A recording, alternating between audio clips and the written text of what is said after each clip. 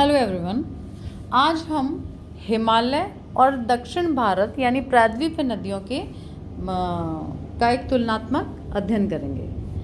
देखिए, हिमालय पर्वत और प्रायद्वीपीय पठार जो है उनमें प्रवाहित होने वाली नदियों में काफ़ी अंतर हमें देखने को मिलता है। आइए हम पॉइंट वाइज अंतर की चर्चा करते हैं। हिमालय पर्वत की नदियाँ कंपैरेटिवली अधिक लंबी होती हैं और पर्वतों से मैदान में प्रवेश करते समय कांपीय त्रिकोण और कांपीय पंखे बनाती हैं, यानी एल्यूवियल फैंस और एल्यूवियल कोन्स का निर्माण करती हैं। वहीं अगर प्रायद्वीपीय पठार की नदियों को देखें तो उनकी जो लंबाई है, आकार है, वो हिमालय पर्वत से बहने वाली नदियों की तुलना में काफ़ी कम है, अपेक्षाकृत कम है। और लेकिन ये नदियाँ अपेक्षाकृत चौड़ी हैं, किनसे? हिमालय पर्वत से बहने वाली नदियों के कंपैरिजन में। और पठार पर होकर गुजरने के कारण इनकी जो प्रकृति है वो रेखीय प्रकृति है, लीनियर पैटर्न में ये फ्लो करती हैं। इन नदियों में हमें एल्यूवियल फैंस और एल्यूवियल कोन्स जो हैं वो देखने को नहीं मिलेंगे। दूसरा, हिमालय की नदियों के जलग्रहण क्षेत्र काफ़ी बड़े हैं, यानी जो कैचमेंट एरिया है हिमालयन रिवर्स का वो काफ़ी बड़ा है और इसलिए तलछट और पानी दोनों ही अधिक मात्रा में प्राप्त होते हैं। वहीं अगर प्रायद्वीपीय नदियों को हम देखें तो प्रायद्वीपीय नदियों के जलग्रहण क्षेत्र अपेक्षाकृत छोटे हैं और इनमें जलोढ़ नहीं पाए जाते। ये नदियाँ मौसमी हैं जो वर्षा ऋतु में ही बहती हैं। ग्रीष्म ऋतु में इन नदियों में जल काफ़ी कम हो जाता है। प्रायद्वीपीय भारत की नदियों में पानी की मात्रा अपेक्षाकृत कम है। अब हिमालय की नदियों को हम देखें तो हिमालय की नदियों की संख्या अधिक है, इसलिए अधिक क्षेत्र को पानी की आपूर्ति करती हैं। वहीं प्रायद्वीप में प्रायद्वीपीय नदियों की संख्या कम है, अतः इनमें कम पानी सिंचाई के लिए प्राप्त होता है। अगला हम देखें तो हिमालय की नदियाँ हिमाच्छादित प्रदेशों से निकलती हैं और वर्षा तथा बर्फ के पिघलने से जल प्राप्त करती हैं। इसी कारण ये नित्यवाही नदियां हैं, क्योंकि कभी वर्षा से इनको जल प्राप्त होता है, कभी बर्फ के पिघलने से इनको जल प्राप्त होता है। इसलिए वर्ष पर्यंत ये हिमालय नदियां प्रवाहित होती रहती हैं। हम इन्हें नित्यवाही या पेरिनियल रिवर्स की संज्ञा देते हैं इसीलिए। वही प्रायद्वीपीय नदियां जो हैं वो अधिकांशतः वर्षा पर ही निर्भर करती हैं, इसलिए ग्रीष्म ऋतु में या तो वो सूख जाती हैं या पानी की जो मात्रा है वो काफ़ी कम हो जाती है। इसलिए हम इन्हें सदानीरा या नित्यवाही नदियाँ नहीं कह सकते। फिर हिमालय की नदियाँ गहरे गॉर्ज बनाती हैं, यानी हिमालय की जो नदियाँ हैं वो काफ़ी गहरी की महाखंड बनाते हैं, गॉर्ज बनाते हैं। ये जो नदी के अपर्दन चक्र है इसमें युवावस्था वाली नदियां हैं। एग्जाम्पल सतलज है, सिंधु है, ब्रह्मपुत्र, ये सभी नदियां गॉर्ज का निर्माण करती हैं। वहीं जो प्रायद्वीपीय भारत की नदियां हैं वो उथली घाटियां बनाती हैं, यानी बहुत कम गहराई यहाँ पे देखने को हमें मिलती है और जो घाटियां हैं वो काफ़ी चौड़ी या छिछली घाटियां हैं।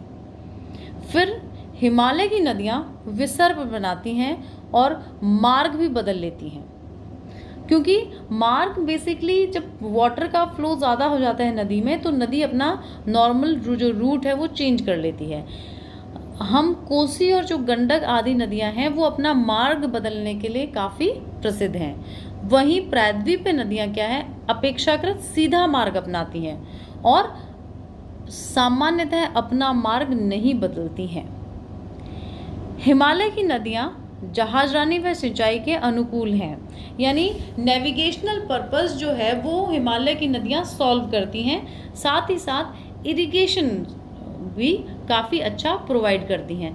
दोनों ही सुविधा इसमें मतलब अच्छी उपलब्ध हैं। वहीं प्रायद्वीपीय नदियाँ जहाजरानी व सिंचाई के लिए अनुकूल नहीं हैं, क्योंकि ये जो नदियां हैं ये पथरीले धरातल पर होकर बहती हैं, तो नहरें आदि चीज़ें नहीं निकाली जा सकती। काफ़ी मुश्किल होता है पथरीले धरातल पर नहरों का निर्माण करना। तो प्रायद्वीपीय नदियों सिंचाई की दृष्टि से अनुकूल नहीं हैं, जबकि हिमालय नदियाँ अनुकूल अवस्था में हैं। फिर हिमालय की नदियाँ भी अपने विकास की बाल्यावस्था में, जैसे मैंने आपको पहले बता चुकी, जो साइकिल ऑफ इरोजन है उसकी 3 स्टेजेस होती हैं।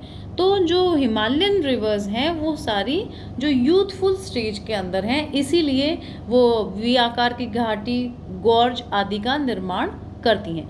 वहीं प्रायद्वीपीय नदियाँ जो हैं प्रौढ़ावस्था में हैं, इसलिए इनकी जो अपर्दन क्षमता है वो काफ़ी कम है और ये चौड़ी घाटियों का ही और कम गहरी घाटियों का ही निर्माण कर पाती हैं।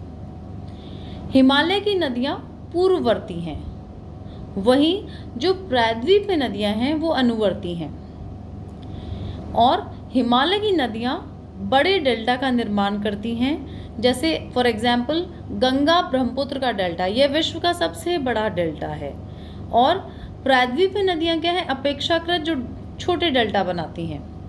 और नर्मदा व ताप्ती जो नदियाँ हैं वो डेल्टा नहीं बनाती हैं, वो एक एस्चुरी बनाती हैं जिसे हम नदमुख कहते हैं।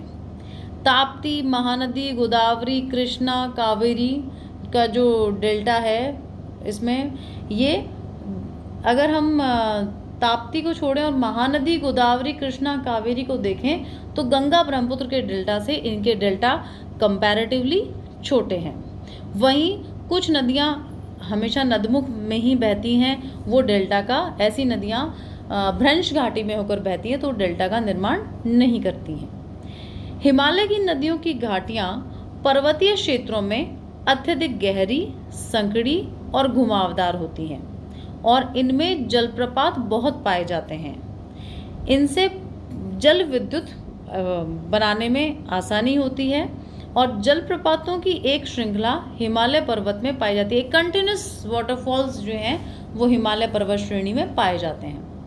वहीं अगर हम ये स्थिति प्रायद्वीपीय भारत की नदियों में देखें तो प्रायद्वीपीय भारत की नदियाँ अपेक्षाकृत चौड़ी और कम गहरी पाई जाती हैं तथा इनमें जलप्रपात भी कम पाए जाते हैं।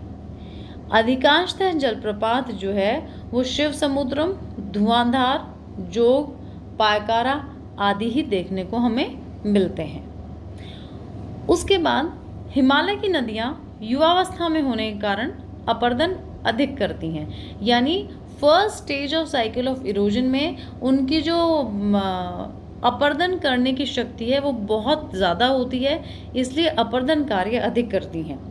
वहीं प्रायद्वीपीय भारत की अधिकांश नदियाँ last stage of cycle of erosion या प्रौढ़ावस्था में होने के कारण संतुलित परिच्छेदिका की ओर उन्मुख हैं और आधार तल को प्राप्त कर चुकी हैं, यानी उनका जो लास्ट लेवल है इरोजन का, एक सैचुरेशन जो पॉइंट है वो आ चुका है।